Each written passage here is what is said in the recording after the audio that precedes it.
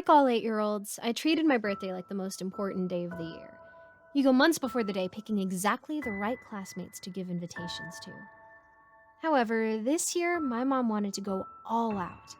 She gave me enough invitations for my entire class, making sure I knew to tell everyone their parents were allowed to come as well. Not only that, but we spent hours upon hours inside a party city grabbing any and all kinds of decorations. I can remember not getting a good night's sleep before my party because of how excited I was. My parents woke up around 7 a.m. to start setting up for the party that day, but I must have been awake at least 3 hours beforehand. I can remember bouncing up and down as I watched the first guest pull into our driveway.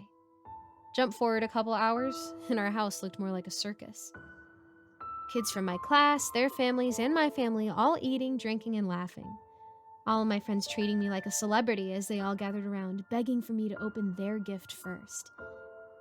It almost makes me nostalgic to go back and have one more birthday party as a kid. Almost. I don't know exactly when it started. After the first slice of pizza? Maybe after the last guest had arrived. At some point, time just began to become a haze. While I would definitely say I felt as if I was on top of the world, it felt as if at some point, something like a warmth began to spread over me. Starting at my feet, the feeling spread until every vein in my body felt as if it were being filled with cotton. Events just seemed to happen, but I can't recall the order in which anything transpired. It's the reason why I can't remember when it first appeared. Suddenly, I just remember being in front of him. My over-animated cousins and friends all jumping up and down excitedly, their shouts warbled and tainted as the warmth that overcame me morphed into a bizarre feeling of euphoria. A clown, almost 7 feet high. Well, no, he was taller. My eyesight succumbed to this feeling as well as everything waved and stretched like I was peering through glasses made of jelly. He towered over all the children. Overalls, a button-down shirt, a pair of oversized clown shoes, some big puffy gloves. All normal clown attire. But it wasn't wearing bright colors. Every article of clothing he wore was pitch black, so dark that it stood out somehow, if that makes sense. Almost like his clothes were holes in reality. The thing in black danced and twirled, causing the children around him to erupt in applause. Even I was cheering. I could feel myself cheering, but it also felt as if I were hearing myself yell from inside a soundproofed room, muffled and somehow foreign.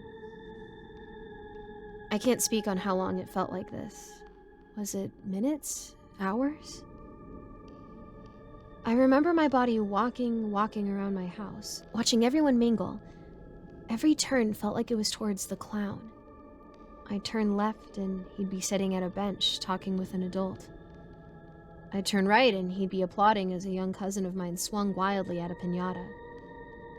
I'd back up and I'd bump into him looking down at me, arms outstretched as if he was looking for a warm embrace. Its face was always hidden behind a mask. A chrome mask perfectly resembling the smile of a human. But nothing about the entity seemed human. There were no eye holes in the mask, just 2 swirls cut into its surface. A brilliant light unlike anything I've seen since gleamed from the swirls. Every time I think about it, I feel my hands tingle, even to this day. It was ever present anywhere I looked. Was there more than one? Was I seeing things? The more I moved, the more off-putting and nonsensical the scenes would become. One moment, I was watching the clown twist balloons into animals, and the next, that balloon animal would be biting away at a happy and willing kid, blood covering the animal's head. One second, I'd be watching people talk, enjoying food at the party, and the next, they'd be stabbing food-covered plastic utensils into each other, all the while smiling, even when those utensils pierced their face. No matter what I saw, The warm feeling that encompassed my body only made me feel blissful. What I remember clearest was somehow stumbling into my house, perhaps in a desperate escape to escape the never-ending mind fog, or perhaps it was the call of something unknown. I walked into my family's kitchen and felt the state of my confusion climax. The best way to explain this transition would be if I'd been waiting around a kiddie pool and suddenly dropped into the deep end. I walked into the kitchen to see the clown in black cradling the bodies of 2 of my classmates. Not just their bodies, but their entrails. He held both of them, one in each arm, and rocked them gently.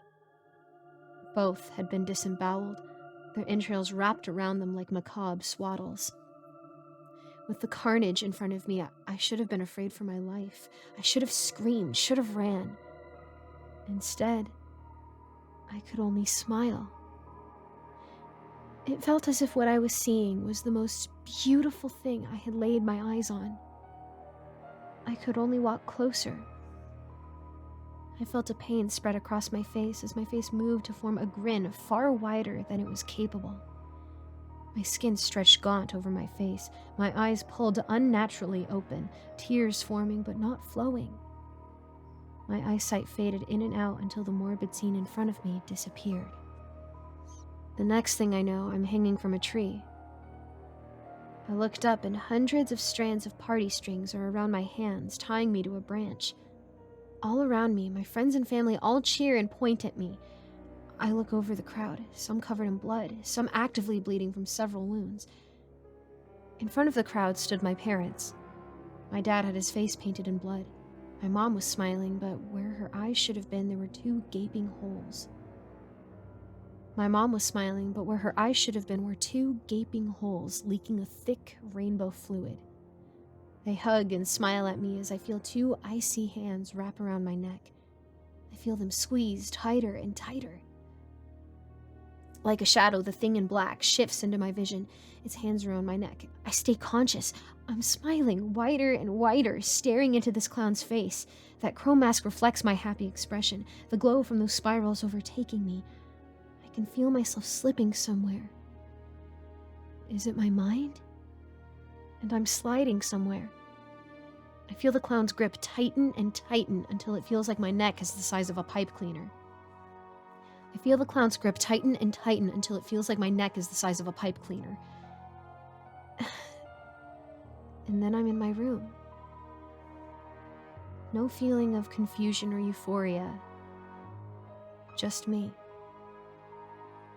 I'm standing in front of my window and the sun is rising. I remember everything, but it feels like I'm recalling something that happened years ago.